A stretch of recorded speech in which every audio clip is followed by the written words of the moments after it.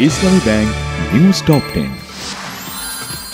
বিভিন্ন রাজনৈতিক দল এবং জোটের সঙ্গে আলোচনায় বসছেন প্রধান উপদেষ্টা ডক্টর মোহাম্মদ ইউনূস। বিকেল ৩টায় প্রধান উপদেষ্টার কার্যালয়ে যমুনায় শুরু হবে এই বৈঠক। জাতিসংঘকে দিয়ে তদন্ত করে গুম খুনের বিচার চান মির্জা ফখরুল ইসলাম আলমগীর। জিয়াউল আহসানকে ব্যাপক জিজ্ঞাসাবাদে দ্রুত তথ্য আদায়ের দাবি সালাহ উদ্দিনের। ২ সপ্তাহের ভয়াবহ পরিস্থিতির পর উন্নতির দিকে নোয়াখালীর বন্যা পরিস্থিতি। স্বাভাবিক হয়েছে জেলা শহর মাইজদি, সোনাইমুড়ি, চাটখিল উপজেলায় বন্যা পরিস্থিতি। বন্যা পরিস্থিতির উন্নতির সাথে ফেনীতে দেখা দিচ্ছে পানিবাহিত নানা রোগবালাই। ডায়রিয়া, আমাশা, পেট ব্যথা, জ্বর ও চর্মরোগে আক্রান্ত হচ্ছে বানভাসীরা।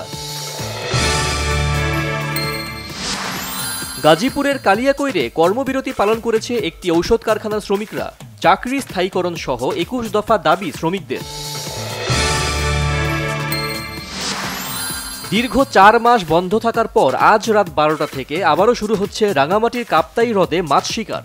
পানি বেশি থাকায় বড় আকারের মাছ পাওয়ার সম্ভাবনা। ৩ মাস বন্ধ থাকার পর আগামীকাল ১ সেপ্টেম্বর পর্যটক ও বনজীবীদের জন্য খুলে দেয়া হচ্ছে সুন্দরবন। নতুনভাবে সাজানো হয়েছে সবকটি কেন্দ্র।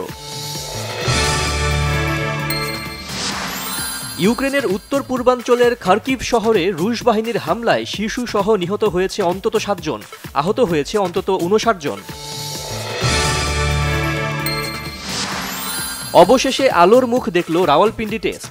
পাকিস্তানের বিপক্ষে টস জিতে ফিল্ডিং বেছে নিয়েছে বাংলাদেশ। বৃষ্টিতে ভেসে যায় টেস্টের প্রথম দিন।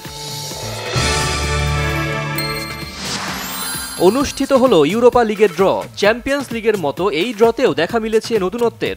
নিশ্চিত হয়েছে বেশ কিছু হাই ভোল্টেজ ম্যাচ।